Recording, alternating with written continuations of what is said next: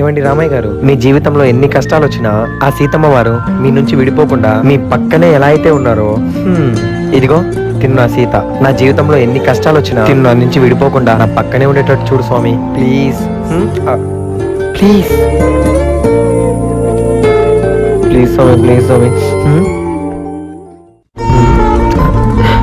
ఆ, నేను కూడా మీకు బొట్టు పెడతానండి. ఓయ్ ఓయ్ ఆగు, దానికి ఇంకా టైం ఉంది. ఓకేనా? ఓ, పద ఓకే, ఓకే. వెళ్దాం. ఉంటా స్వామి, వెళ్ళొస్తా. బంగారం.